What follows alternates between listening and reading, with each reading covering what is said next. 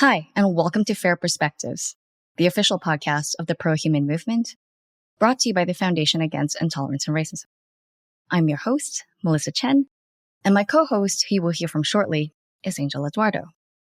Today, we speak with Bryan Caplan.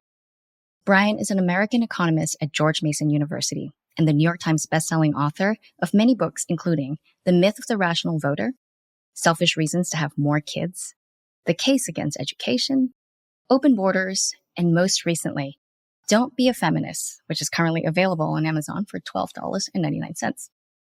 He is also the editor and chief writer for the blog Bent on It and has published in the New York Times, the Washington Post, the Wall Street Journal, and many more publications. In this episode, we discuss anarcho-capitalism and how it would work in our society, Bryan's book, Don't Be a Feminist, the advantages and disadvantages of being a man versus being a woman, Bryan's argument for open borders, the burden of immigration on the welfare state, and much more. Ladies and gentlemen, I give you Professor Bryan Caplan. Bryan Caplan, thank you so much for joining us. Fantastic to be here. I love it. I love the excitement. I was introduced to you actually by our producer, Jake, who is also, I think, of the libertarian persuasion. But we recently had Nick Gillespie on the podcast, who is also a libertarian. But I have a sneaking suspicion that you're not necessarily occupying the same space in that libertarian area. Well, Nick's a great guy. We've had a lot of great conversations, but yeah, we don't always agree. Of course not. Right. So the interesting thing for me and for our audience, I think, is to get into your specific form of libertarianism. How would you characterize yourself, and what does it mean, and how does it set you apart from somebody like Nick? I don't want to speak for Nick, but I'll speak for myself. I would put myself very strongly in the rationalist camp. I'm someone who thinks about issues one by one. When someone raises an argument, I like to consider the argument. I don't try to say, well, but I have a general principle that says something, and so I'm not going to listen to what you have to say. I like to seek truth from facts and to build up a general view from more specific views. That is a lot of what I do. I guess I would also say that, of course, I'm an economist, so economics plays a big role in the way that I think about things. Same time, I also had a long-term interest in philosophy. I'm a big fan of a book by my friend Michael Huemer called The Problem of Political Authority, which I'm happy to talk about if you want to. Yeah. I guess that's really where I would situate myself.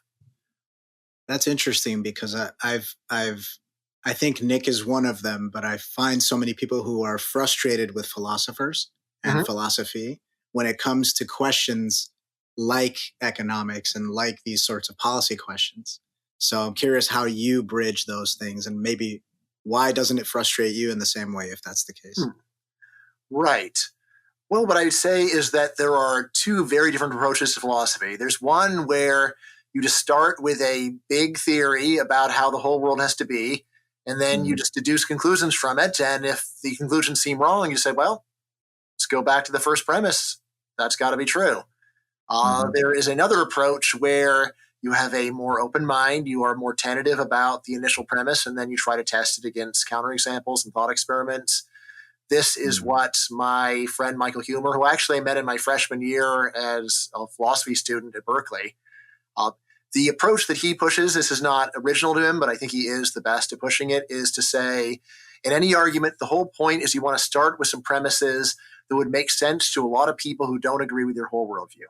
Gotcha. If all you can do is come up with arguments that follow from your personal, narrow, eccentric premises, you got nothing. What you got to do is find something that would have broad appeal, something that would make sense to someone the first time that they heard it.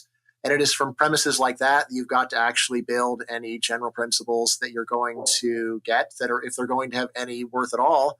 Otherwise, you're just preaching to the choir. Well, isn't it when you, look at economics, you assume certain things, and one of the base assumptions is that people are rational. And I believe you wrote this book called The Myth of the Rational Voter. Is that where you try to deal with this issue? Because so much of economics is modeling based on this assumption. And turns out that people are not very rational. Right. Well, what I'd say is that there are, first of all, there's a bunch of dogmatic economic theorists who have no interest in human psychology, and they do just what you say. All right. Then there's a whole lot of more open-minded economists who say, well, we take rationality as a starting point, but maybe that's wrong. And then, of course, there's also a large group of economists who say we research this question specifically and we've got evidence. I would put myself in that last category. I'm someone who says, let's look at the evidence on human rationality. Let's see whether people are rational overall. Let's see how their rationality varies. Let's see how rationality varies from issue to issue. The big idea of my book, The Myth of the Rational Voter, is that people are a lot more rational when they are making decisions about their own lives than in politics. Politics is basically where people just rip off any pretense to being reasonable or listening to common sense and basically turn politics into a religion. Whereas it's a lot less common that you see people doing this at the grocery store. Not that you never see it. You will see people going and paying double prices for organic food that is not healthier or better for the environment. Nevertheless, when I overhear people talking about decisions at the grocery store, it makes sense to me as an economist. They say, well, this product costs more, but you actually get a higher quality in this way, or this product looks cheaper, but actually if you do it by weight, you're getting a lower price per amount, that kind of thing. All right. Now, on the other hand, when I listen to normal people talk about politics, that's where I almost always just want to facepalm, whether I agree with their conclusions or not. I mean, in a way, it hurts more when someone that agrees with their conclusions says things that are ridiculous, because it's like, man, you're making me look bad. You make me feel bad to be associated with you. And so just because you happen to agree with me doesn't mean your reasoning's sound. Usually it's not. So politics is just such a religion for most people. It's something where you have some incredible faith that you've worked out all the right answers using almost no intellectual effort at all. Right. And I'm like, wow, it's pretty amazing if you were able to get to the truth with like 5 minutes of listening to talk radio. But wow, that's really impressive. You're able to pull that off. I wish I could. That reminds me of that meme where it's like it listens to 2 podcasts and suddenly, their brain is exploding and expanding. Yeah. Its knowledge is power. Yeah. And here we are on a podcast doing the exact same. My favorite one is, experts agree. Well, can you name any experts on this topic? So really, you're just repeating someone else who probably didn't read anybody either about what experts think. It's funny what you said about the rationality thing too, because I remember having that same kind of light bulb moment. I think it was, and I think I talked about this before, but I think it was in 2012. That was the last, at the end of the world is coming sort of mini hysteria that was happening in certain circles. And I remember thinking to myself, I never did it because I'm not that big of a dick, but I thought to myself, oh, why don't I have like a sandwich board sign and just go on the street and say, hey, if you think that you're going to get raptured or whatever, just transfer me all your money because I'm sticking around here. You're not going to need it. I'm definitely going to need it. So, go ahead. Yeah. And obviously the point that I was making is that nobody would do that, right? However much they claim to believe this thing, they wouldn't quite go that far as to transferring all their money into my bank account. So there's... Yeah, one of my big hobbies is publicly betting people who say ridiculous things. I will permit myself a brag and say out of 23 bets that have come to fruition, I've won all 23. Say more about that. Those odds are... Yeah, say more about that. Well, I've been betting people for about 15 years now. If you go online and just Google my bet wiki, you can find all the bets, both ones that have resolved and ones that have not. Often you'll look at the bets I've made and say, that doesn't seem like something you'd ideologically even want. There's a difference in what I want to happen and what I think will happen. Right? As is true for all sensible people. Probably my favorite bet that is not yet resolved is I do actually have an end of the world bet with Eliezer Yudkowsky. He believes that the machines are going to destroy humanity by 2030. I don't. And you might say, well, how can you bet on that? And the answer is I just immediately gave him a pile of money. And then if the world does not end, he owes me that back with a lot of interest. That way, if he's right, he actually got to enjoy the last 10 years of human existence with a little extra money. And if I'm right, I will get to enjoy the continued existence of humanity after he's proven wrong. That is diabolical. Yeah. Wow. Yeah. So, but it's very similar to your sandwich boards, right? You're saying, look, if you really think the world's going to end, just give me a pile of money. Yeah.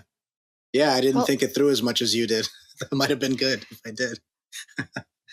Brian, so, you're speaking of politics, your politics, from what I understand, is that you identify as anarcho-capitalism, as an anarcho-capitalist. Sure. Yes. Yeah. Sure. And I've always been under the assumption that anarcho-capitalist is just one step removed more crazy than the libertarians. That's just my layman understanding of it. Can you articulate for me just what the difference are between the two and why you came to hold this position?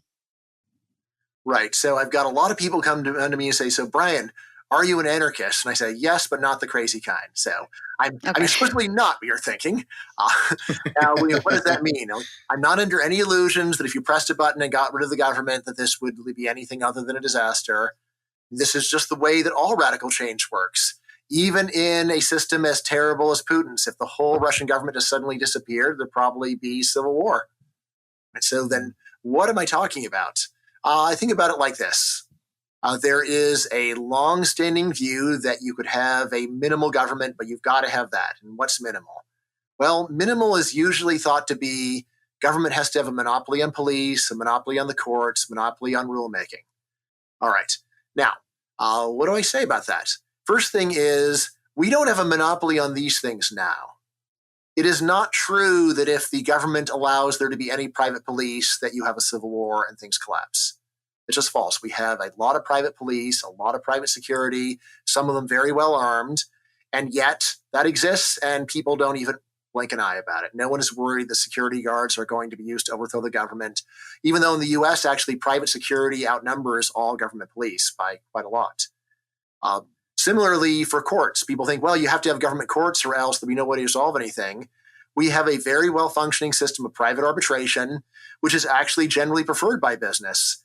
It is standard in most commercial contracts to have a clause saying that if there's a dispute, it will be arbitrated, not go to court. And the reason why this isn't used even more is that the U.S. government does not really respect binding arbitration. So even if you have a contract saying that there is no recourse, whatever the arbitrator says, it happens. Even so, the U.S. government will allow you to appeal if you consider it unfair under a lot of circumstances. And then, of course, once you have arbitration, this does open things up to having private rules, which we see all the time. So if you're in a traffic accident with someone else, how often do you actually go to court over it? Almost never. Instead, your insurance company talks to their insurance company. They've worked out a whole bunch of procedures. Same goes for all sorts of things with, not just credit cards, with online disputes. Buy something on eBay or Amazon Marketplace, you're not happy. There is a non-governmental system of rules and adjudication that is already in place. So anyway, all of this is there, and it means that it's just not true that these things have to be a monopoly. They aren't a monopoly now.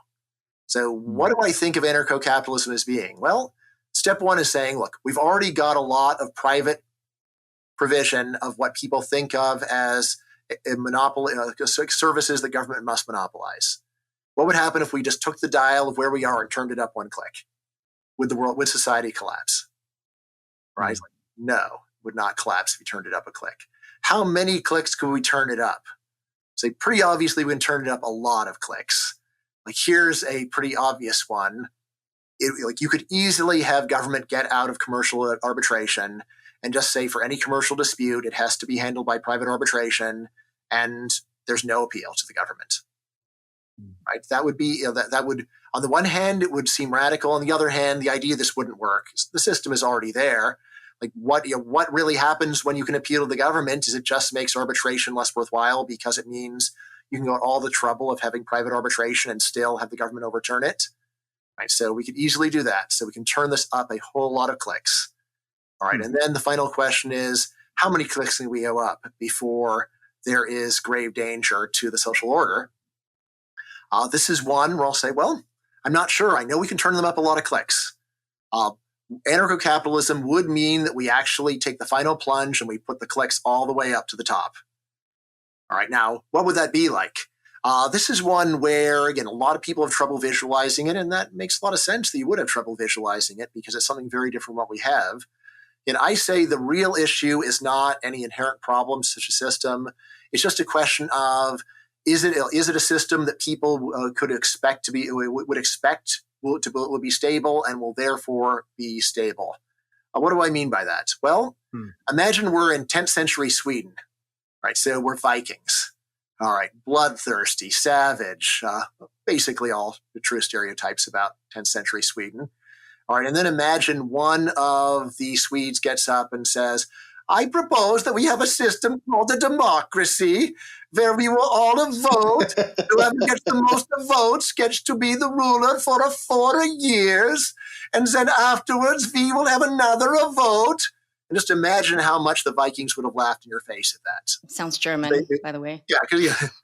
No, German is more like this. No, this is a German accent. No, the Scandinavian accent is more a sing-a-songy like this. It's pretty good. All the Germanic languages.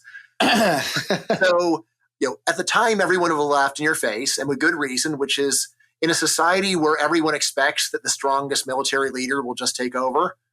Like as soon as you could do whatever voting you want, but it just wouldn't stick because no one expects it to stick. On the other hand, imagine in modern Sweden that there's a ruling party and someone says, I have an idea. How about if we lose the election, we just refuse to leave and murder our opponents? In that case, people would laugh at that guy. He's proposing the same thing that 10 centuries earlier would have been the only thing anyone would have believed could work. But now people believe that nothing but democracy can work. Again, what is the difference between then and now? It really comes down to expectations. In a society where it's widely believed that a system will prevail, that gives it great staying power, great stability. I say that the final transition from democracy to anarcho-capitalism is a lot like that one from monarchy to democracy, where it's, if you just imagine changing overnight, then of course it would be disaster and collapse. But it's not because the system is just unworkable. The problem is just that it's hard to get people's expectations to shift. And I don't have any good answer for how to do that other than to say it's happened before. It's not clear. Why couldn't it happen again? So that's where I'm coming from. Again, I'll just say, normally if I give an hour-long talk on this, I start by saying, I'm going to give you an idea which will sound completely crazy to you, and you'll think it would be a total disaster. And at the end of this talk, I want you to think, I still believe it's going to be a total disaster, but it's no longer crazy to think otherwise. Right? Because if you can convince someone of something that extreme in an hour, that it's going to change their mind right back. That's your brain being so open, your mind being so open, your brain's falling out of your head. I will say I've thought about this a lot, and I understand why it seems crazy to most people. I'll still stick my neck out and say the idea makes a lot more sense than people think, and I don't think I'm crazy to think so. Yeah, you definitely don't strike me as crazy. I try not to. But don't you think this expectation relies on what people's view of human nature is? Because in anarcho-capitalism, it feels, as you explained it to me, that you have to assume certain things about human nature, and that it's a very utopian view of it. And so unless we can convince people to see other people that way, it seems hard to move the needle. Right. So in 10th century Sweden, I think people would have said democracy is based on a utopian view of human nature. Are the people today so much better than they were back then? We're probably a bit better, but a lot better. Like is it a truly a night and day change in human nature from 10th century Sweden to today? Say people are still human beings. The difference rather is that now we have a system where if someone tries to go and become a monarch, people just think they're crazy because it's so strange. Again, the mechanism in anarcho-capitalism is not everyone being nice or respectful to others. Rather, it's one where you realize, look, if your company, if you have a private police company who attacks someone else, it's just going to be bad for you because you're risking your lives in a high-risk endeavor that's probably not going to go through. Right? I mean, really, like the idea that this could work is no harder to believe than that you could have multiple countries on Earth at peace. Which, again, if you look at the world 1,000 years ago, you might have said, yeah, that can never, you will never have peace. right now within the European Union, for example, the idea that Norway and Sweden would fight a war just seems ridiculous, right? And why? So whatever your answer to that is, I would say is a lot of my answer to how you don't need any utopian assumptions for anarcho-capitalism work. You just need enlightened self-interest and people running a business saying, it seems like a really bad idea for us to go and pick a fight with someone else rather than just go and negotiate and try to go along to get along. Again, it's actually, it's not so different from an auto insurance company. In principle, an auto insurance company could say, we litigate every dispute. However, that is not a good business model because you are going to be drowning in legal costs. Better to go and try to work out a deal with other insurance companies so you can avoid that conflict. So which country on earth right now is closest to this vision that you have? I mean, apart from Burning Man. Yeah. Yeah. I mean, honestly, probably like the United States, just in terms of the role that we have for private police, private courts, private rule formation. Again, the stuff it flies below radar, but it's there. Right? So the internet has actually done a lot to bring this stuff to the fore. The way that, like how people, basically like 30 years ago was sort of easy to be under the illusion the reason why markets work is that you can sue people who cheat you. Even then, that was really a pretty silly idea. I don't know anyone who ever sued anyone over anything. It's just a giant pain in the neck and doesn't work very well. So it's not. So instead, over the past few decades, we have heavily switched to a system where we have private adjudication that is handling problems behind the scenes. And the idea that you would sue someone in order to get good treatment is now almost gone from almost any commercial transaction. If you were not happy with what happened to you with e-commerce, you'd either complain to the vendor, complain to the platform, or complain to your credit card company. The idea that you say, I'll see you in court, that's something that happens in TV and movies, but it's a bad joke. It's like, yeah, I'm real worried about that. On the other hand, we have a world where you really want that 99% customer satisfaction rating on eBay for fear that will destroy your business if you don't have it. That is much more motivating. And it's not utopian to think that. It is just ordinary human beings who want to make money. Yeah. So I agree with you that I think the dismissals, on the point of utopianism, I think are unfair and sort of closed-minded. Look, I totally understand. You have a radical idea. Any reasonable person will say, bah humbug, that's ridiculous.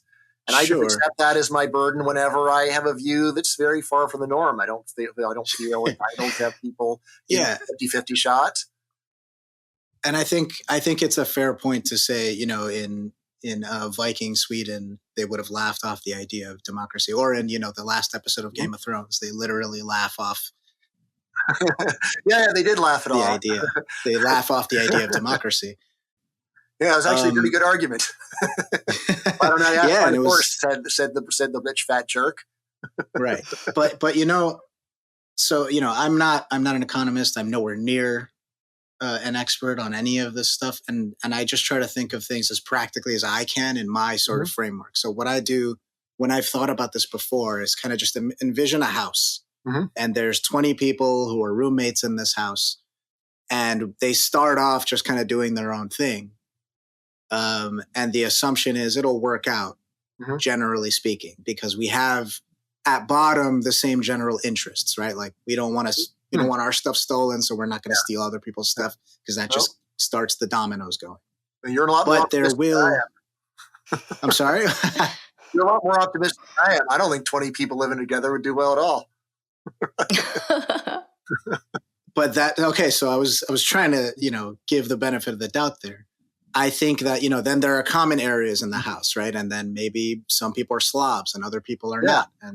And certain things must be shared because there's only one of them, right? Like the TV or something more fundamental than that. The space itself, let's say, I want to have some activity. Yeah. So I want to have some activity on a Thursday, but you also want to have it on a Thursday. And that immediately, in my mind, kicks off the process of, all right, we're going to have to implement rules so that we can coexist here. And those rules will need to be enforced by somebody or somebodies. And those rules will have to be decided upon and agreed upon by all of us somehow through some system. And there we go. We've kickstarted this process where we go right back to having some overarching system, some person or people who are assigned responsibility for maintaining that system. And here we go again. Do you see where I'm going? Like how do we not get there? Yeah, of course. Of course, the idea of anarcho-capitalism isn't everybody does whatever they feel like doing. The idea is that the owner of the property decides what happens. That's the difference. Right. So again, of course, in the real world, what you're describing, a hotel, it's more, and what happens? It's not the way, like, we don't need everyone to get together and talk and then agree to a set of rules. Rather, whoever owns the hotel sets the rules unilaterally. And if you don't like it, don't come here, which is a way more functional system than democracy, on which I think almost everyone agreed. If every time you checked into a hotel, there had to be a meeting with everyone where we discuss rules, no one would want to go to that hotel. Sounds like a terrible hotel. Instead, you have an owner who goes and sets the rules for everyone and says, if you don't like it, you can go someplace else. That's fine. This is just my place where I set the rules. And again, really the idea of anarcho-capitalism, it's not that everybody decides whatever they want to do, regardless of what other people think. The idea is that it's based upon private property. It's my house, my rules, my land, my rules. And that's where the rules are coming from. Now, the real issue comes, well, like, what if what I'm doing on my property is affecting what's happening on your property? And again, a lot of the answer in the real, like, not only like in anarchy, but in the current world is tough luck. If I paint my house an ugly color and there's no homeowner association, then I can paint my house an ugly color and you just have to live with it. And that's one that a lot of people don't like. But on the other hand, it's also one where you've got your freedom to not be part of something and say, look, this is just the color of paint. If you don't like it, too bad. Then, of course, there's things like where I have a flamethrower and I am using it without regard to your safety. Right. And again, that is one where, just like with auto insurance, right now you will normally have an auto insurance company. If there is a conflict, then your people talk to their people. And again, the idea of anarcho-capitalism, at least the standard version, is people go and subscribe to some provider of defense services. And then if there's a conflict that is not handled by a simple contract that already exists, then you call up your people, they call up their people, and they've already worked out a system of adjudication, which again is not utopian. It is what already happens with auto insurance. They don't have to actually work this out. By law, they could just sue each other over and over and over again. It's just really bad business because it's so expensive to be that aggressive. It is much better business to not just roll over and do whatever other people want you to do, but to hammer out a deal in advance of mutual rules. But again, this saves a lot of effort. This means that every person doesn't have to talk to every person about everything. Rather, you have a company, and if your interests impinge on someone else's interests, then the two companies can talk to each other, which again is something that we have in many industries right now. Again, like, think about how good your phone would be if you could only call customers of the same phone company. Right? That would be almost a worthless phone. In practice, what happens is phone companies talk to each other and they work out deals for interconnection without you ever even thinking about it. They don't go and consult you and say, we're Verizon. We just want to let you know that we're negotiating with AT&T for interconnectivity, and we want to get your input. If you could come to a meeting, discuss it. Right? No, none of that happens. Instead, it just happens behind the scene. They take care of it. No muss, no fuss. And then you get a phone that works. So again, that is really the idea behind anarcho-capitalism. Again, like, the main thing I would say about it is that if you have a lot of doubts about free markets in general, then of course anarcho-capitalism will sound crazy to you. Right. It's the kind of idea that will only make sense if you already have a general acceptance of markets working well, but you have big doubts about this specific one. And that's where we can have a conversation. Otherwise, it's sort of futile, because if someone just says, I don't see how we can have a free market in education, it's like, well, yeah, if you don't see that, then you're not going to find this remotely persuasive. So why don't we talk about something more moderate where we would actually be able to cover some ground? Right. So you believe in the power of markets over the power of governments? Yeah. Well, and especially I believe in the performance of markets over the performance of government. Government's power is awesome. The power of governments is just defies description. Never mind the power to wipe out half of humanity. They've also got the power to shut down entire societies, as we saw 2.5 years ago. My eyes bugged out of my head when I realized, like, India freaking shut down. I was talking to friends who know the Indian economy, and like, did people in rural villages in India really lock down? And like, yeah, they actually did. Like, I can't believe that seemingly dysfunctional government in New Delhi could go and make over 1.3 billion people do that, but they did. My real doubt is not on the power of government, but the wisdom to use it in any sensible way, where I think that they take the standard for governments to take vast power and then use it with great irresponsibility. You guys have probably heard of the Spider-Man principle. With great power comes great responsibility. And the way I see government is it's a system of great power and great irresponsibility. But I guess I'm challenging that because I grew up in Singapore, and I think Singapore in many ways has one of the freest markets on the economic side. Yeah. And yet they use a very heavy-handed form of government to keep it free.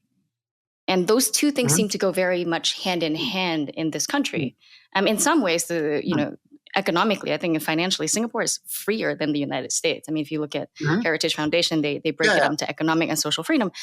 And yet that is done, or that is achieved through the use of very heavy-handed government. I'm very puzzled you would say that. So I do have a paper in Singapore, and I've read the entire Lee Kuan Yew autobiography. What he himself said was that he was really envious of Hong Kong not having fewer democratic checks. He said he could implement more free market policies if Singapore were like Hong Kong. Now, his view was that public opinion and interest groups were preventing him from having as free market policies as he wanted. I agree that Singapore in a lot of ways has a freer market economy than the US does. But again, I would say that the things that the Singaporean economy is most noted for are ones that would be very easy for them to do even less. For example, Singapore has a bunch of government-sponsored enterprises. Correct. It'd be really easy to have a small role for government. Just sell off the stock and divest. Right? They could totally do that. Right, and the same goes for things like the government healthcare system or the forced savings system. You could say, all right, well, we have a system of forced savings, and now we don't, and now it's tough luck, sink or swim. So I would say that the main policies of the Singaporean government, it wouldn't be hard for them to go and just do less, and they'd have a freer market. So I'm a little puzzled by which specific policies in Singapore you have in mind. Well, in terms of things like industrial policy or just a lot of state-owned enterprises, like you said. So how does that get? So how is that giving Singapore a more free market economy? No, it's not. But by many measures, the economy in Singapore is freer. Like people tend to find it easier to build businesses there, to do business there. Right. But like on the Heritage Index. And there's no capital gains tax. There's no, taxes in general are very low. There's almost no welfare, with the exception of housing, which is 80% public housing. So it's a very strange contradiction. I only bring that up because it seems like the narrative in Singapore is that you do need some sort of government or heavy-handed government to kind of keep things free economically. Right. So again, like in those indexes that you were mentioning, like Heritage, Singapore is losing points for those state enterprises. So Singapore is getting high scores despite that because they do so well in other areas. Okay. So I mean, I still don't think it makes any sense to say that the heavy government is giving Singapore a freer economy. I'd say rather that if you compare Singapore to other economies, you'll see that Singapore does so much better in some areas that they can get mediocre scores in others and still get a high overall score. I'd say, Singapore, I'd say it's like a student getting A minuses, even though they are out drinking right before the big test. All right. And it's like, well, so they need to be drinking before the big test to get those A minuses. Like, no, they don't. If they would stop drinking, they would be getting an A or A plus. It is really impressive that they're able to get an A minus when drunk the day before the exam, but that's different from the drinking caused the success. I mean, this is one where it's just by the construction of the index, like that stuff cannot matter unless somehow by having a government-owned airline that does something else that raises other parts of the score, indirectly, but logically possible.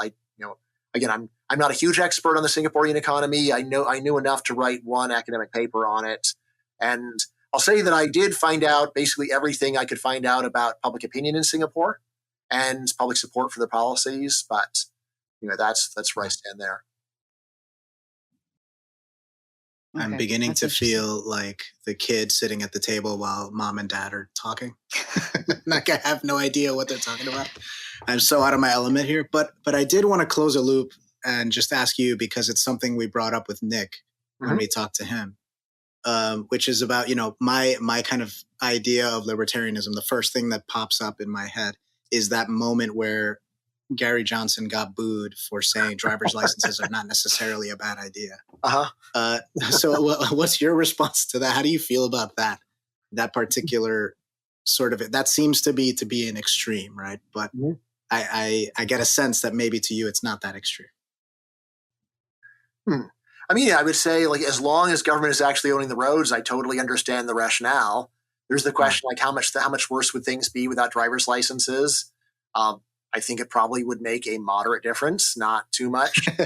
Probably the main thing that would be different would be the elderly losing their licenses, honestly. So in terms of teenagers driving, I think the teenagers that are going to drive without a license are already doing it. And everyone else whose parents is paying attention, they're not going to put them behind the wheel until they can actually drive reasonably well.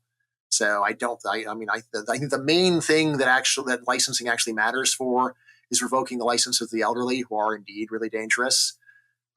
Possibly revoking the licenses of a few drunks, although they're actually one of the main roles of government in many states is trying to make sure that people with really bad driving records get subsidized insurance, which is a typical case of powerful government using its power irresponsibly.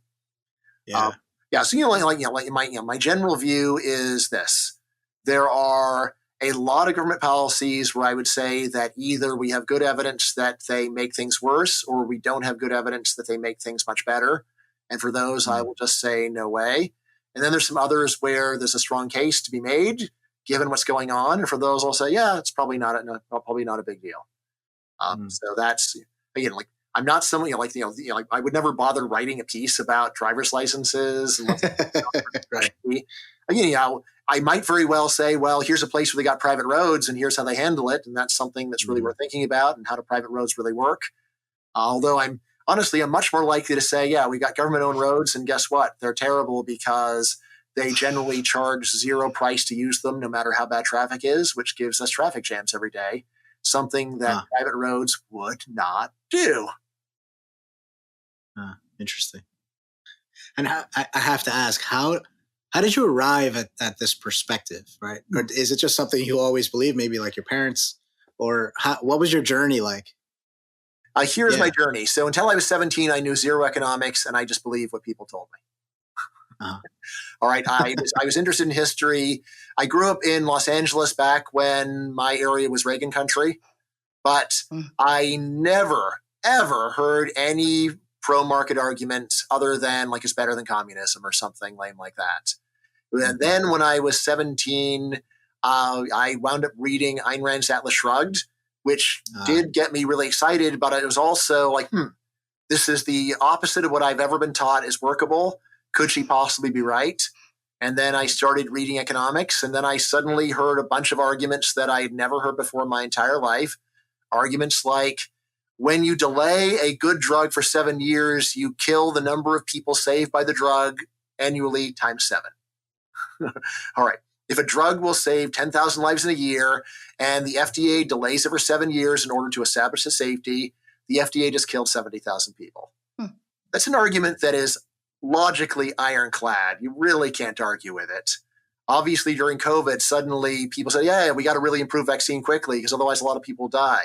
Yeah. The same goes for every effective drug. Right? And the logic is sound. So I just started reading these arguments that I had never heard in my entire life. I had never in my entire life heard that rent control could lead to a shortage of housing.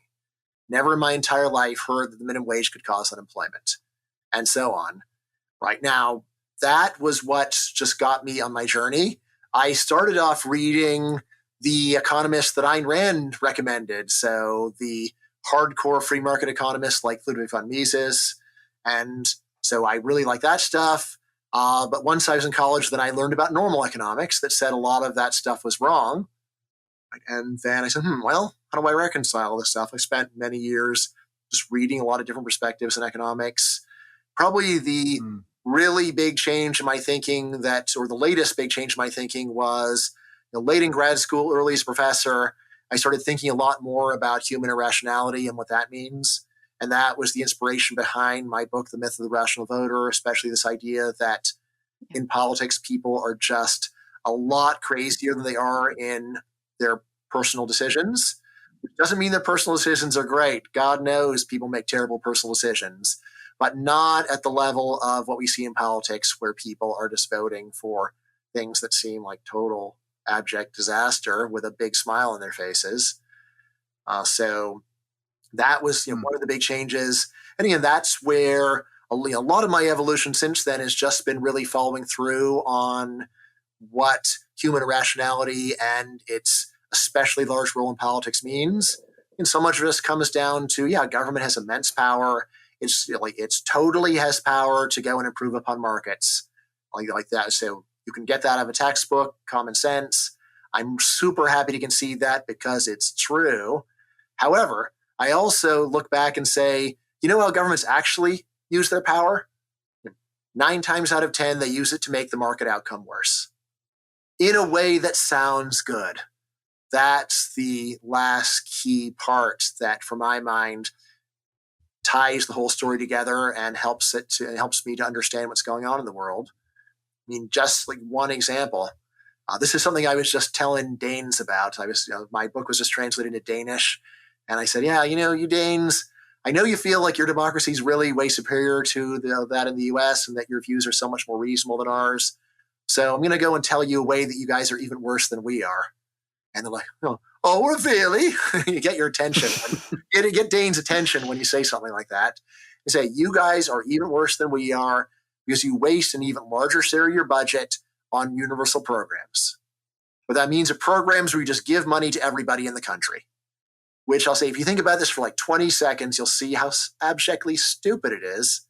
If you were a billionaire and you had $7.5 billion to give away to charity, would you give $1 to every person on earth? Does that sound like a wise use of your philanthropy? No, it's idiotic. If you, what you should do is find the most important causes where your money will do the most good and spend it all there and give 0 to everyone else. That is what sensible redistribution looks like, where government takes money from people with more, and they find a place to spend it where it will do a ton of good, and they put it all there. However, all real-world governments do something very different. All real-world governments to have most of the redistribution just go to everyone so they can act like Santa Claus, right? Which makes sense in terms of your image and say, aren't I generous? I take care of every American senior. Yeah, 80% of them are perfectly able to take care of themselves. You just wasted 80% of the money. Real smart government. And of course, if you think about it more, you'd say, if we got rid of this pretense of taking people's money and then giving it back to them when they don't even need the money, we could also have much lower taxes, much lower government spending, which means much better incentives. It's not just a wash where you get money from the government takes and the government gives back. It's one where they mess up people's incentives, and then they also go and take care of a bunch of people who are not charity cases. And this is not just the U.S. Like I said, Scandinavians are the worst of the worst on these ridiculous universal programs that are nevertheless ultra popular because they sound so crowd pleasing. And like a lot of my thinking is no, they please the crowd because the crowd does not have its head screwed on properly. You thought about it for even a few seconds, you realize what a ridiculous farce this is, even though it's crazy popular. And I don't know any way to change people's minds on it other than just to say, come on. I think this is summed up. You had a really good quote. You said that markets are great at doing good things that sound bad, and governments are great at doing bad things that sound good. I think this perfectly sums it up. But as an economist, you actually venture outside of just typical econ topics. For example, you weigh in on things like feminism. I have this book here of yours. It's titled. Yep. Yeah, that's me and my daughter on the cover, by the way. Yeah. And she's standing on, I noticed she's standing on some books, and one of them is The Blank Slate. Yes. Which I love. That's very sneaky. So Stevie, I was, my boy Stevie. So I was actually reading this on the airplane, and a woman next to me who was decked out in like really expensive branded items. She was older. She just kept giving me the dirty look. She was trying to look at the cover, look at me, and she was like, ugh. You could tell that it was very unsettling. And indeed, the title is very provocative. Don't be a feminist. I know it's framed as a letter to your daughter, a series of essays that are meant to address her. So can you explain to us the thesis of this book? Because this is bombastic. I'm sure you got some pushback just even writing this book. I hope you have tenure. You do, right? Good.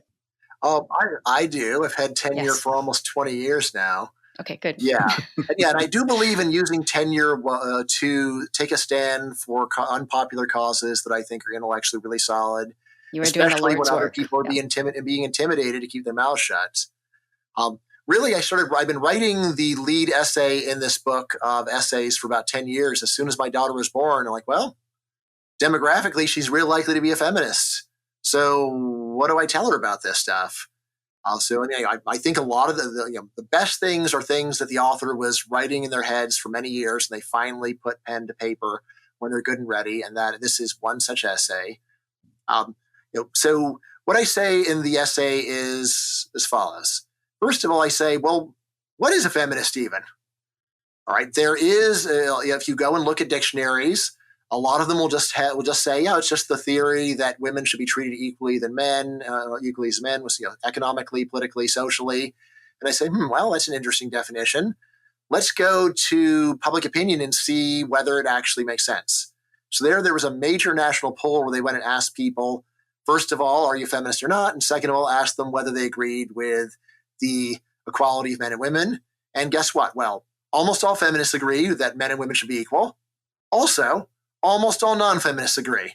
Way over 90% of non-feminists agree that men and women should be economic, political, social equals, which I say means that cannot possibly be the definition of feminism.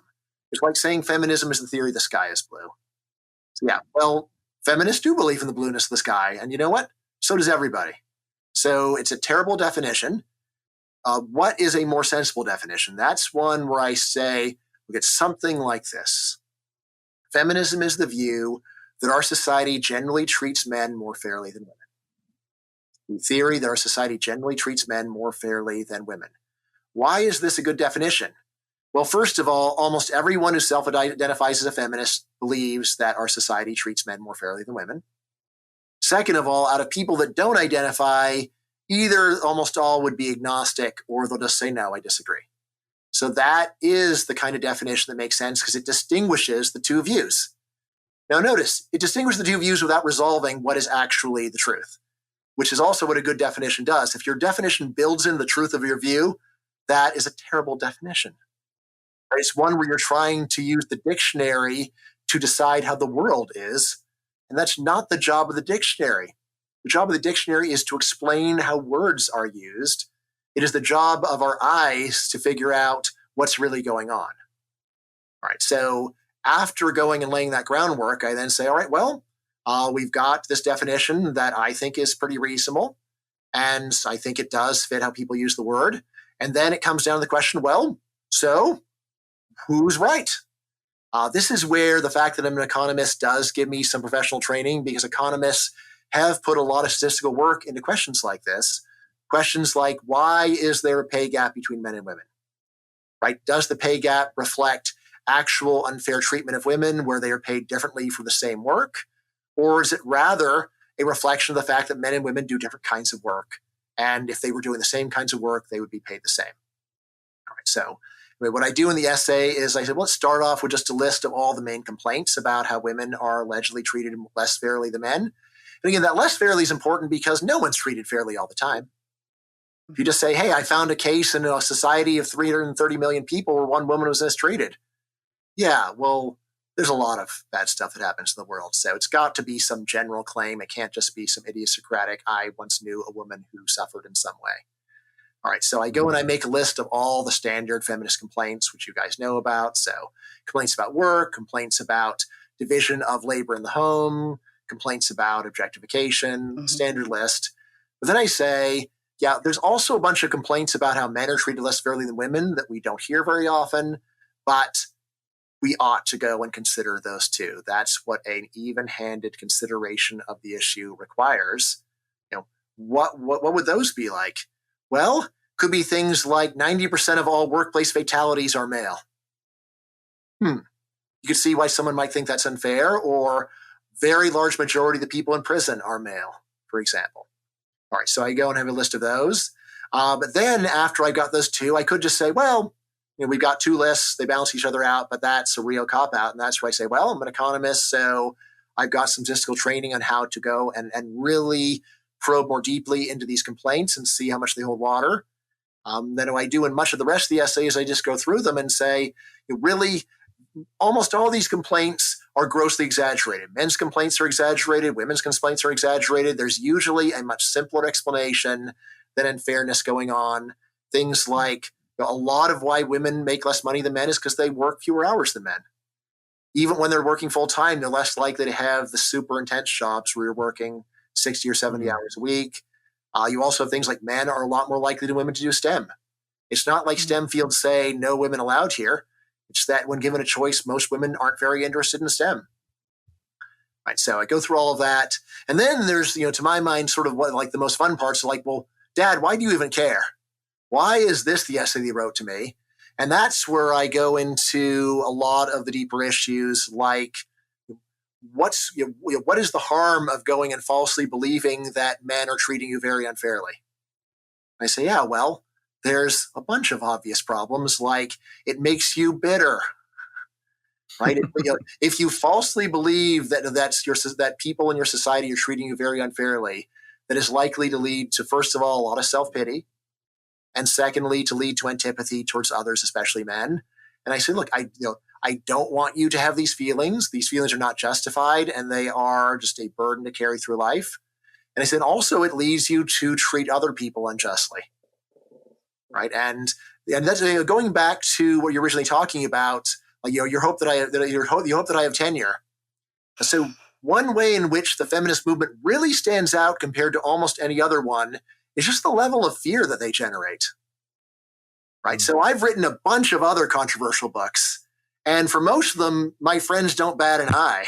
They're like, yeah, sorry, yeah. So you're writing a book against democracy, great, right? So I did have a book called "The Case Against Education: Why the Education System Was a Waste of Time and Money," and a few people said, like, aren't you a little worried that your school might get mad at you? I'm like, a little bit, but I'm going to write it anyway. Actually, my university president took me out to lunch and we had a pleasant conversation. He didn't change his mind about anything, but still, he didn't threaten me or anything, far from it. But for this one, for Don't Be a Feminist, I had multiple friends staging mini interventions saying, do not do this, Bryan. This is going to be terrible for you. Right? Now, what's going on? Well, they're really afraid. Right? And why are they so afraid? I think there's a pretty obvious answer. People are afraid that feminists will be angry at them and that they are powerful, that they're culturally influential, and they're very touchy. In the end, I feel like my friends have a more negative view of feminism than I do because I'm not as nearly as scared of them as they are, but my friends could be right. So, they could come and try to ruin my life.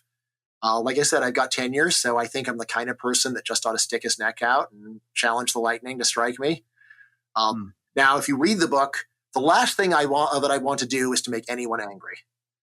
My dream is a world where everyone is happy and we all have a pleasant conversation. And at the end, everyone says, yes, you make very good points. Let's change our minds. That's my dream. I do not have a dream of making anyone go to sleep.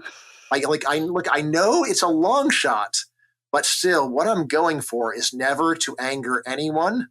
What I'm going for is to make people think and reassess and say, maybe I've been wrong my whole life. Maybe my whole worldview is mistaken. You've got me thinking about that.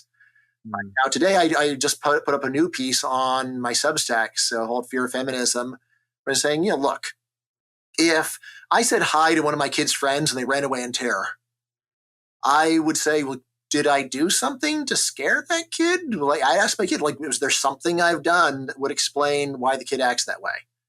Now, if all my kids' friends started running in terror whenever I said hi, I say, man, I thought I was being a nice guy to them, but obviously I'm coming off as an ogre. All right. Similarly, when feminists see that some people are afraid of them, you'd think at least they wonder, what are we doing that's making people so scared? And if they see that there is widespread fear of them, that is where they'd really take a good hard look in the mirror and say, look, obviously we're really coming off as ogres here. Right now, well, correct me if I'm wrong, but I'd love to be proven wrong, but it seems like they're going for that. Seems like there are complexities there, I think.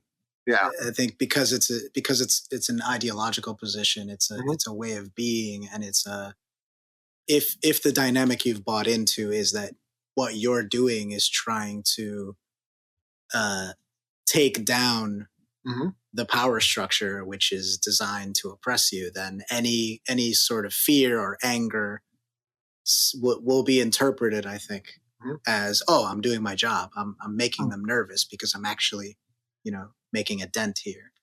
So it's understandable for them to feel that. Let's look at the Mormons.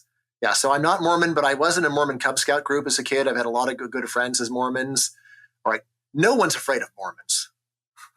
It doesn't matter how much you disagree with them. Almost everyone will say they're really nice. And does it mean that they have no influence?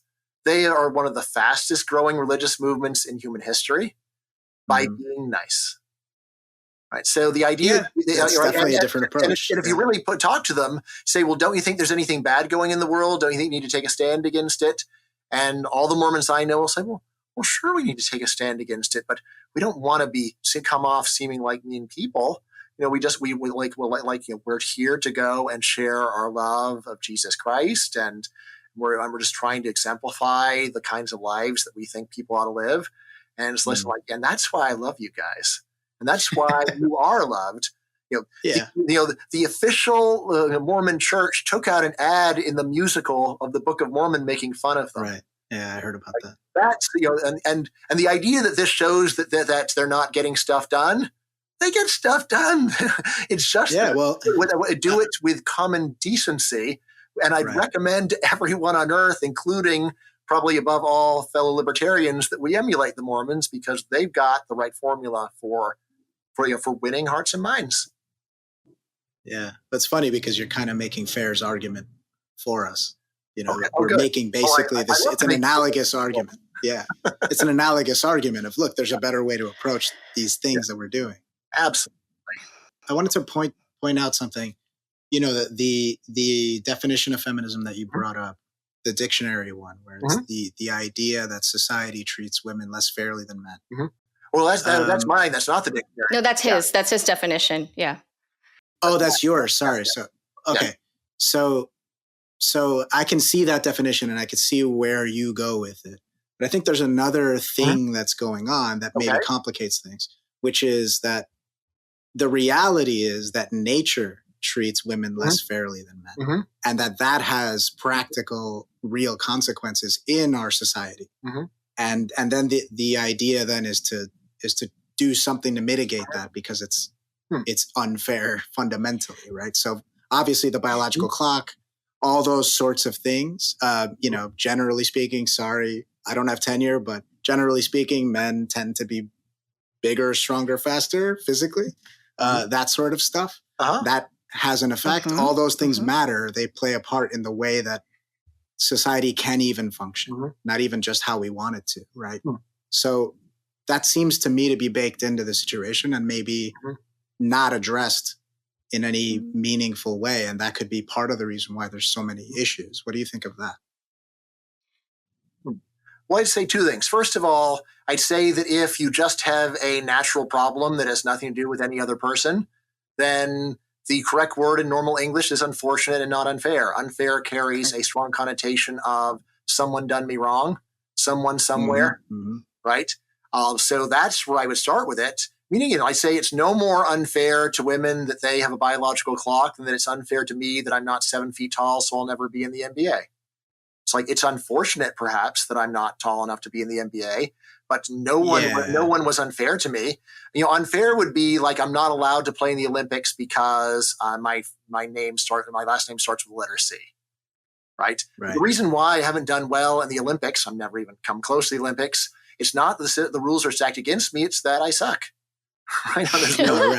Right? And I think for me to go and say, this is an unfairness of the universe, other people owe it to me to correct this, I would just say that is an absurdly high standard for fairness, where basically the world owes you a living. And I'd say that's just unreasonably high. Now, I would also say that if you were to say, look, nature deals women a worse hand, I would say, I totally disagree. It deals them a different hand. Again, to assess the net effect is really complicated at minimum. So so it deals them a hand where, that's a good point. You'll say, look, women can generally have as many children as they want. Men, on the other hand, cannot. Men need to go and talk a woman into doing it, which is not that easy. Women on the other hand, if it all else fails, you really can go to a sperm bank. To me, this is a really important part of life. There are a lot of guys that are just highly unattractive. Almost no woman likes them, and their odds of ever having kids are really low. Right. So that's one thing I would start with.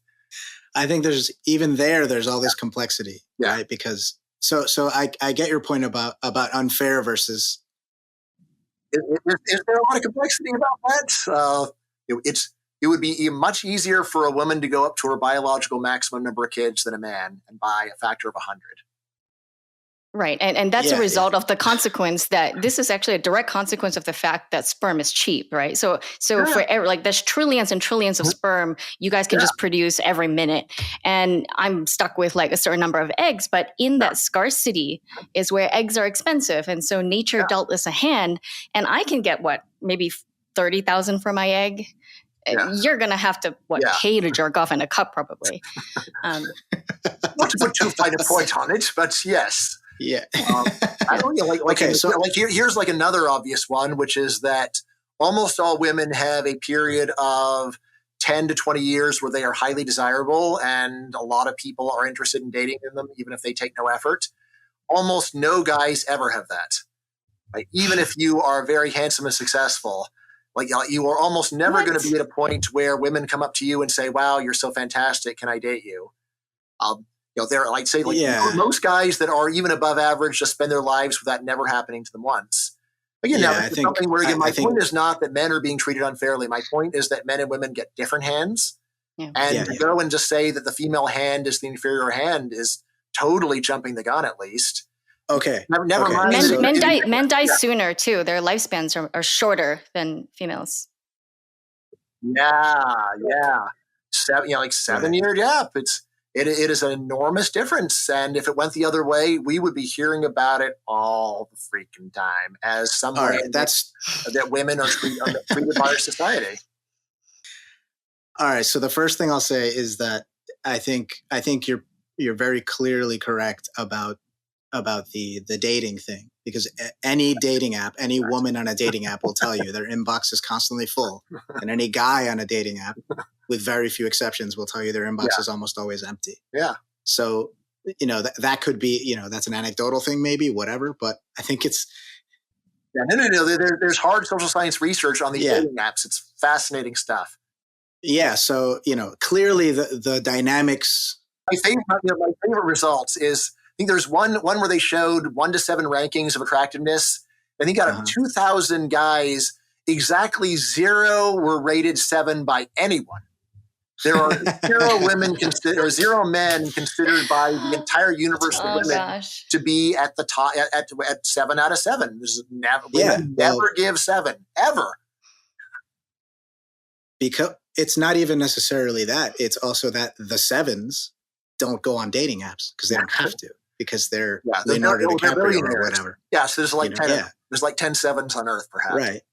But so I take your point about the unfair versus unfavorable thing. I think that's a fair point, but I think that it becomes unfair once you enter the paradigm of the society we currently have and the incentives that are set in place and the way that things actually work, it actually becomes unfair when two different groups of people have similar goals given the society they're in. And because of the hands they're dealt, they cannot achieve those goals in equivalent ways, right? There are many more sacrifices that women would have to make to be as successful as a man would. And by the definition of success that we've all agreed upon in this society, right? There are different forms of success. There are different ways that people can be happy and whatever, but there is a rat race and we've all kind of just been signed into it. And fundamentally, there are just ways that not everyone's going to be able to run it in the same way. And I think that's probably where I'm trying my best to encapsulate what that other perspective is. But that seems to me to be what's actually happening is I can't do the things that I have been primed to want to do. I can't succeed at the things that I've been primed to want to succeed at because of these fundamental differences. And so if this is really what we should be doing, if this is really what we should be pursuing, then we should be trying our best to even the playing field so that despite these fundamental things that I can't do anything about, I can still compete equally. What would you say there? Right. Wow. I mean, there's so many things I would say. I mean, the fundamental one is the standard is just absurdly high and no way, no how. Line in the sand, no way. This would mean, for example, that if someone's unattractive, the world owes it to them to find them a girlfriend. Like, no. Like that is unfortunate. I sympathize, but you are not entitled to any pity dates. You're not entitled to anything from others, from strangers. It might be nice if someone would go and help you out and give you some pointers, but the idea that that our society owes it to you to do something about this is just ridiculous. So I just say this is total special pleading because there's only a very short list of groups with such complaints that anyone cares about, and most are just told tough luck, nobody cares about you. So unattractive men, there is zero social effort to go and do anything to help them, and nobody cares pretty much. And the thing is, again, you might say, fine, but they can just be successful. Yeah, fine. Yeah. Oh, okay. Just become a billionaire, and then that solves the problem. It does. Well, that's a great example, though. That's a great example. So if you are a man who is not physically attractive, right, you have other options. You can be extremely entrepreneur. Yeah, options that are almost impossible for most people to ever attain. They'll say, look, I'm below average IQ. I'm not very enterprising. I'm unattractive. What hope do I have? I mean, you have 10 fingers. You could play guitar. Yeah. You can write. You can write bad poetry, and women tend to be much more forgiving. And they're like, oh, it's cute that he's trying. And so, I mean, think about you. You have a cousin that girls don't like, and you start telling him this stuff. Is this going to make him feel better? Will this sound realistic to him? No, this is just something that a person who does have a lot of good options, like you, Angel, is going to say to someone that does not have such good options. But I would also step back and say, look, the idea that our society is primed us for one kind of success is absurd. We are not it is not that everyone in society is looking to become fabulously rich. The normal thing actually is that people are looking for some kind of work-life balance. That is the normal thing to do. It is a few weirdos that give up everything good in life in order to become fabulously rich. There's a great book that I referenced called Why Men Earn More, which just lists 25 reasons why men make more money than women, all along the lines of men go and accept unpleasant working conditions in order to make more money. Right now, the point of the author is not to tell women that things are hopeless. It's the other one around saying, look, well, if you want to make a lot of money, do what men do. Although once you find out how men succeed, you might say, I don't want it that bad. Also, if you were a man and reading it, you might say, why am I trying so hard to succeed? It doesn't really help me that much. Right. So, I mean, honestly, I've told my kids this many times, that my kids could either be billionaires and childless, or they could make middle income and give me 4 grandkids. I don't even have to think about it. Give me 4 grandkids. I don't care whether you're a billionaire. That's not very important to me. This is not, did my society prime me for this? I don't think so. But someone says, my society's primed me, says, look, you're an adult. You're an independent person. There's a lot of different voices about the best way to live. Why don't you make up your own mind about it instead of just saying, I have to do what I imagine is the voice of our society, which is actually a very diverse set of voices. There's a lot of people you could listen to. If you don't like this path that you feel like is being pushed on you, don't do it. I mean, the idea that you're more worried about what your society thinks than your parents, right? Like, where's that coming from? And then, finally, of course, there's a lot of things that are easier, kind of forms of success that are easier for women than men. Like I said, like easier for a woman to go and get a romantic partner, easier for a woman to start a family, right? And yet there's no real interest in going and helping men out on those dimensions. So I think this is really just special pleading, where there's a few groups of people think of as special that should get extra help. And then there's a lot of effort made to go and change the rules in their favor. But it's not a general principle about cosmic injustice. Rather, it is a very specific principle about how there's a list of groups that I really care about a lot. And, honestly, I'd say that it's the groups that we don't talk about that we should feel sorrier for.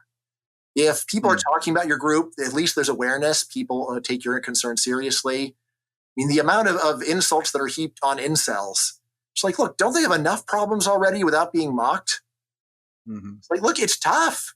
Right. Or also the mocking is just counterproductive, right? The mocking is not going to help. It's going to exacerbate the problem. Yeah. Well, so, yeah. I mean, it helps if your goal is to go and find a helpless group and pick on them. Yeah. Which is, I think, a lot of what's going on with incels. Like, there really are a lot of people, mostly guys, who just feel totally alone and hopeless. I think it's generally unrealistic. So, that's something where, I wouldn't tell them to go and learn to play the guitar. If I had an incel friend, I would say, let's go and work on your smile. Let's go and work on just having a more positive attitude. Let's work on talking to more women. That's what I would tell them. I would too, for the record. So that's I think too many people play guitar as it is. Yeah.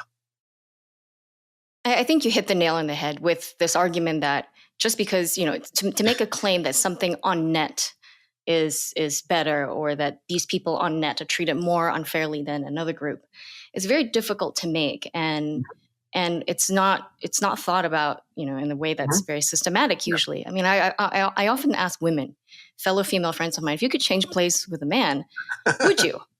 And if it's true that male privilege is orthodoxy, then the answer should be unambiguous. It should be yes. Most of the time, the question is, well, I don't know, what race am I? How much money do I have? How tall am I? But the fact that you had to ask all these follow-up questions means that it's really not that straightforward. I mean, we know from OkCupid data, for example, that if you're just concerned about dating, the successes of dating, being an Asian man is probably not very good. But if you're looking at median wage, being an Asian man is very good, right? So there are all these different areas in which different groups succeed at different rates. And if you're looking at college admissions, it really sucks to be an Asian man again, because even though you're doing well, you are doing way worse than you would on your merits. Right. That's exactly it. And one of the most powerful arguments you make about you do actually address this priming issue, is that if you think that men are actually just primed, for example, to be in STEM, more by society, and women are not, well, why do we not talk about priming when it comes to the negative outcomes, right? The distribution of outcomes for males at the lower end. Why are they more likely to be drug addicts? Why are they more likely to drop out of school? Suicide, why are they more likely? Homelessness. Suicide. Exactly. Jail. So where's the priming there? And I think that's a very powerful argument. So I'm really glad you wrote this book. I'm not sure we have time to go into the other book that you wrote that is well now it's another one. It's another controversial one, Open Borders. So I take it whenever I mention this word, people in my Twitter feed will say, no one actually believes that. No one. And these are, centrist Democrat types that are trying to make this argument. But see, somebody believes in it, and he wrote a whole book. Oh yeah. Totally. Bizarrely, there are conspiracy theories that I'm really anti-immigration. I wrote the book to discredit immigration. That's amazing. As anyone who knows me personally will tell you, but just the level of bizarre conspiracy theories around that book, I was just like, wow, people really have an active imagination. So why do you think it's such a hot button issue today? Yes, well, it is true that most people who are accused of believing in open borders don't. I've done a bunch of debates on open borders where the opponent says, well, people like Bryan and Hillary Clinton who favor open borders, and I'm like, Hillary Clinton does not favor open borders, and you know that. right? It's all right, fine. And I have actually even gotten concessions in a debate, which are very scarce commodities. All right, fine. But yes, I mean, for me, really the book comes down to, we have a lot of arguments in favor of immigration. And then there's the logical question of, well, if immigration is as great as social scientists say, why not have open borders? And I think the answer is we should have open borders. Right. And this is not one like anarcho-capitalism where I think you really need to get all of your ducks lined up in a row for it to work. This is one where I'm ready to push the button right now. And I say it would work fine right now. Which does not mean there wouldn't be a bunch of people complaining about how terrible it is and there wouldn't be a bunch of news stories, but it would actually be fine. It's just that I don't think the media is a good measure of, or by the way, we're complaining, or a good measure of whether something's working. I mean, I would say that the economics comes down to this. This is something we can see with our own eyes. It is obvious and undeniable. We can take a Haitian worker who shines shoes in Port-au-Prince, move into Miami, and the next day he can easily be making 10 times as much money as he was back home. He doesn't even need to learn English. He can continue speaking French Creole. Simply moving one human being from a poor country to rich country dramatically increases earnings. And in terms of basic economics, there's really only one credible explanation, which is that his productivity is much higher in the rich country than in the poor country. This is really obvious for something like agriculture, where you move a Mexican farmer to a U.S. farm and you see suddenly he's growing way more food than he was, even though he's the same guy. Or moving from a Mexican manufacturing to U.S. manufacturing.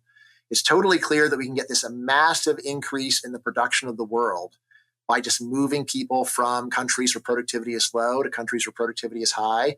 Most of the reason why people in poor countries are poor is not that there's anything wrong with them. Most of the reason is that they're in the wrong place, right? They're in a place where humans in general are unproductive, where if they just forced us to move to Haiti, we'd probably be unproductive too, because it's just a messed up society.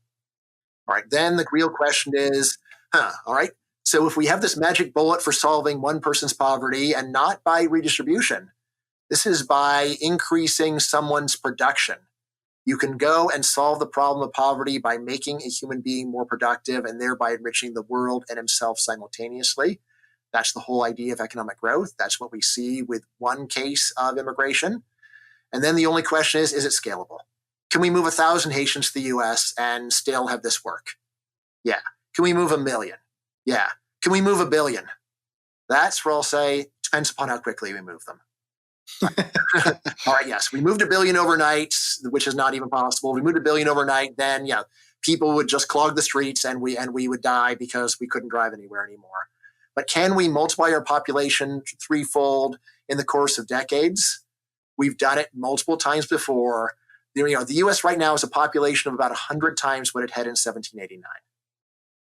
All right, 100 times. It's totally doable over the course of decades. Right. And so I say that, that is, so this is quite realistic. And then finally, there is the moral question of well, isn't this our country and only have a right to keep anybody out that we want to keep out? And that's where I'll say, well, I mean, when you go and keep an immigrant out, this isn't really keeping him out of of your stuff. It's keeping him out of somebody else's business, keeping him out of someone else's apartment, keeping him out of someone else's store. The point of immigration restrictions is to say it's illegal for an American employer to hire a willing immigrant, right? And I say, look, what business is it of our society if that transaction happens, right? It should be up to the owner whether he wants to do it. If I want to rent my apartment to an immigrant, it should be up to the owner of the apartment. If I run a store, it should be up to the owner of the store, right? When people say, this is our country, we have a right to decide what happens here, I say, well, that's socialism, man. That's saying that the country is the collective property of the citizenry, and we, the people, should decide what happens in our country.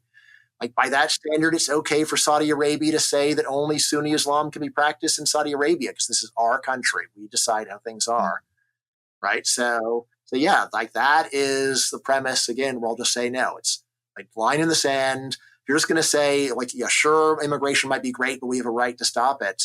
Say, look, it's one thing to say that it's so terrible that this overrides the right to go and do this, but it's got great effects, and it's just a matter of the individual wants to do business. And I'd say, look, stand aside. It's none of your business whether someone else hires somebody.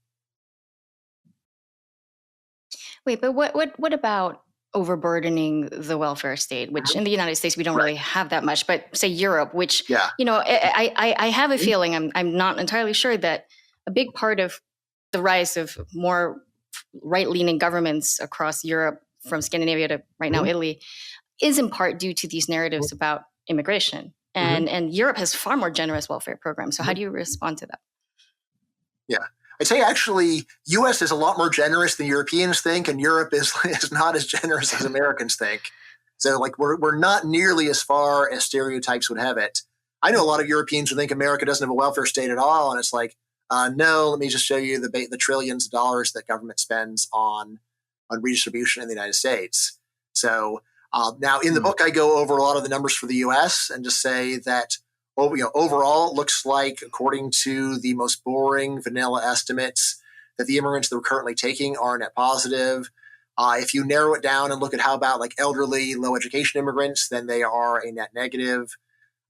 This is one where I'll say, first of all, this negative is just not that big compared to the other economic gains. And then secondly, it's like, if that's the complaint, then why isn't that we don't just focus on restrictions on the welfare state? Why not put limitations, time limits, or nativity limits, something that we already do in many ways? And again, when I meet people who are worried about this, my question is always, why are you pushing so energetically to reduce immigration instead of taking all your energy and narrowly putting it like a laser beam on restricting welfare eligibility? Right. And that to me would be a sensible response. Again, the complaint, there's a lot, I understand it. I mean, it's one where, of course, if you pushed it too hard, it's like, well, should we deny the right of free reproduction to people who are statistically likely to have kids on welfare? Right. And that's be like, no, it's such a basic issue of human freedom, we shouldn't do it.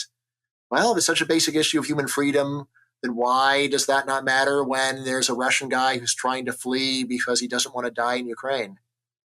And so that seems like a pretty basic issue for him. And to say, well, we've just crunched the numbers and you might go on welfare, so you can't come, sorry. Like, it seems like there is a much better way of doing it. I am very happy to say the countries in the world that are most open to immigration are the Gulf monarchies, plus Singapore. Singapore is the most open democracy. Which, by the way, I don't know your view. My view is Singapore is a democracy, and people say otherwise are just slandering Singapore. Oh, no, it is a democracy, for sure. Yeah. Okay, it's not competitive. It's not competitive, but it is a democracy. But it's like a lot of U.S. cities where the Republicans don't win because everyone hates them. Yeah, right? exactly. It's exactly that. It doesn't mean that it's not democratic. It just means that the other party is so unpopular they can't win. But that's, democracy does not guarantee you that alternation of power. Yeah. So, but anyway, the main thing that places like Singapore and the Gulf monarchies do is they very heavily restrict the welfare state for immigrant workers, which does reduce a lot of the resentment against them. And I think that is a really great compromise for letting more immigrants in. At the same time, I'll say that. But these immigrants have no path to citizenship. So you're right. It's these. This is we're talking about legal immigration, not asylum seekers. Yeah. These are people that secure work visas to come into the country to work, and they usually send money back to Bangladesh or wherever they're from. Yeah, which is a great system. And again, I would say, I don't have any strong view on whether there should be a path to citizenship. I'd say 99% of the value of immigration is the right to live, the right to work. The other stuff is really just a rounding error that people pretend is super important, but it's not. I've got a German colleague who's been in the U.S. for 30 years now, hasn't made any effort to naturalize. Why? Because that's a pain in the neck, and he doesn't care about U.S. elections. But what he does care about is the right to live and work here, which is totally fundamental to his whole standard of living. Right, but the illegal immigration tends to cloud this entire discussion, and you can see from what's happening with the news and with the recent stunts by the governor of Florida to send these plane loads of people into Martha's Vineyard. By the way, the optics of that is just remarkable, and so this is really about a different kind of immigration than I think what you're referring to that the Gulf states and Singapore generally does. Well, I mean, I'd say the difference is that Mexicans can't go and do a Gulf monarchy kind of immigration. If they could legally just go and come here on a bus and get work papers, almost no one would want to go through the desert paying thousands of dollars to a coyote and risking death. The reason why we have illegal immigration is because there's so many people who have no good legal way to get here. mean, the idea that they could just get in line and get here in any reasonable amount of time is false.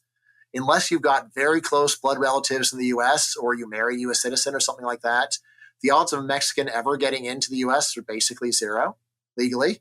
So yeah, that's why they come illegally, is because they can't come legally. The only reason to come, like if you could do it like in Singapore, then the only reason to come illegally is if you actually are planning on being a hitman or something. But again, of course, almost nobody. If you just want to work on a farm, if you could just get on a bus with no hassle, of course they do that. But we just don't have any system like that. And like there is an idea that people have, well, I'm not against immigration, I'm just against illegal. And then I say, okay, well, what if we just made the illegal legal? Would that be okay? And I've never gotten a yes response to that. Well, what about the values argument that when you just scale up immigration wholesale like that, you're importing people, and that might change the constitution of the makeup of the country. It actually will, but attendant to that change is a value change in values. What if you import so many people from say like the Middle East, and they don't believe in free speech, and then that changes the constitution of your country? What is your argument to that? So first of all, it's a totally reasonable concern. It really comes down to we've got to look at the numbers and see what's actually going on. What I say is this could be a reason to say we're worried about a country with a low population letting in a whole bunch of people from another very different country immediately, right? For a large country that's going to be getting people from a lot of different countries, then again, I would not be worried at all. At least, very low level of worry. Again, it's a question of will English, it's a really simple one. Will English remain the language of the United States? We let in 1 billion people from Mandarin speaking regions to China tomorrow, then English will not be the language of the United States anymore. If, however, over the course of a century, we let in the same number, English will, because each generation is going to need to learn English in order to succeed. And by the time that the last group is coming, we'll just be a huge English-speaking country with a lot of people of Chinese ancestry here. So that's the way that it works for language. Almost no one really is going to argue with you too much about that one. You can take in it. U.S. has taken in massive numbers of non-English speakers, and their kids have always learned English with very little problem. This is true even for Spanish right now. Second generation people from Spanish-speaking countries almost all have fluent English. It's just their parents that have trouble. Now, in terms of other kinds of cultural changes, there are some. I spend a lot of time just looking at the data and saying they're mostly exaggerated, right? So it's not that there aren't any. And then I would also just say that there are a lot of cultural attitudes that Americans have right now, right? Say it's just not clear that these are really good attitudes. And in many ways, I prefer the attitudes that immigrants have. So there's a lot of complaining among people in the business world about how millennials are super entitled and are bad workers because their goal is not to contribute to the team and add value, but to complain. There is a standard view among employers, they will tell you off the records, which they love hiring immigrants, because immigrants do not have an attitude of entitlement. Immigrants say, yes, sir, with no irony. And so in a lot of ways, they're good. They're very good workers. Hispanic males have a higher labor force participation rate than white males. In that way, they are more bourgeois than people whose ancestors have been here for a very long time. In terms of things like two-parent households, right? So that's one where Asian immigrants crush white immigrants, or not white immigrants, crush native-born whites, right? And again, to go and say, well, they're messing up our values. Well, maybe we can learn something from them. Maybe they got something good to teach. So I would also say that, and just at least be open to the possibility that our current culture is not the pinnacle of awesomeness.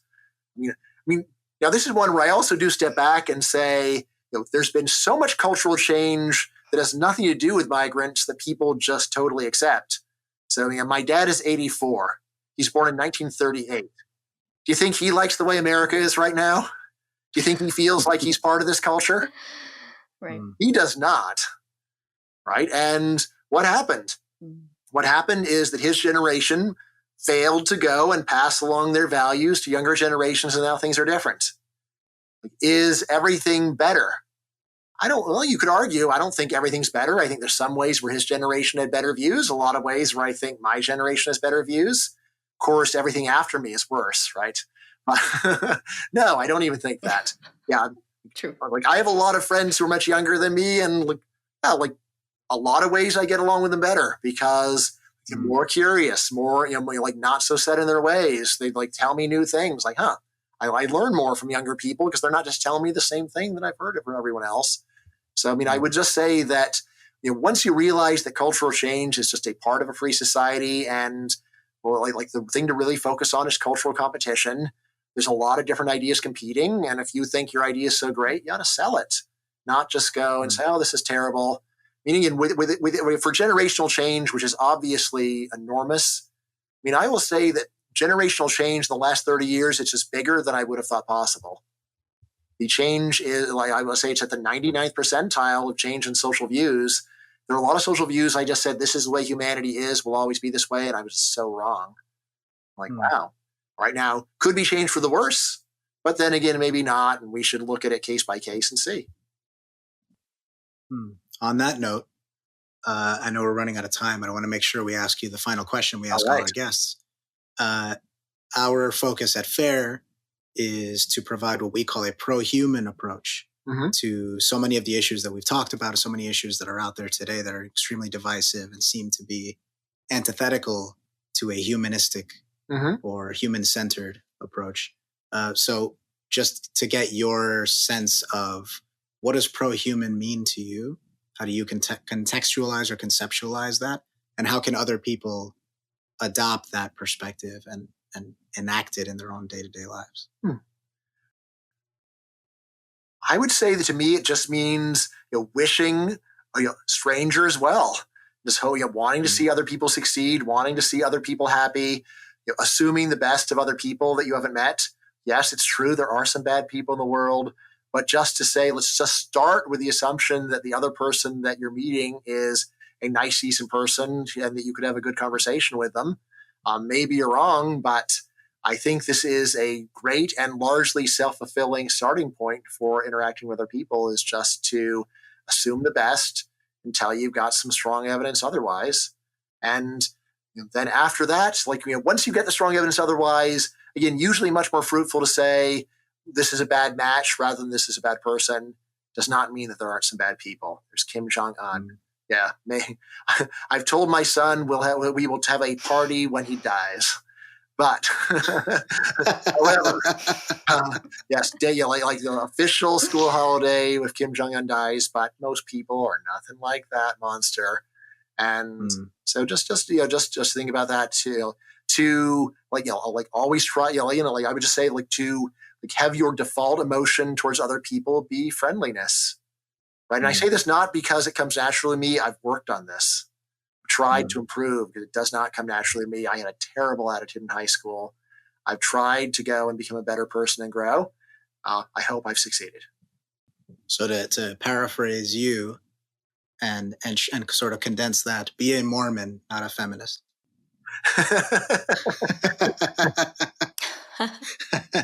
Our context could be misread, but yeah, let's do it. Right. Love it. Well, Bryan Caplan, thank you so much for joining us on Fair Perspectives. It was great talking to you. It has been fantastic. Thank you, Bryan. Thank you. Thank you for listening to Fair Perspectives. If you'd like to support the show, you can do it by subscribing on YouTube and on your favorite podcast platform and leaving us a positive rating and review.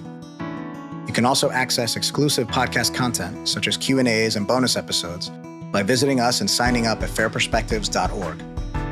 For weekly FAIR news and opinion pieces by members of the FAIR community, visit our Substack at fairforall.substack.com and tune into FAIR News Weekly wherever you listen to podcasts. If you'd like to join or support the pro-human movement, visit us at fairforall.org/join us. Thanks again, and see you next time.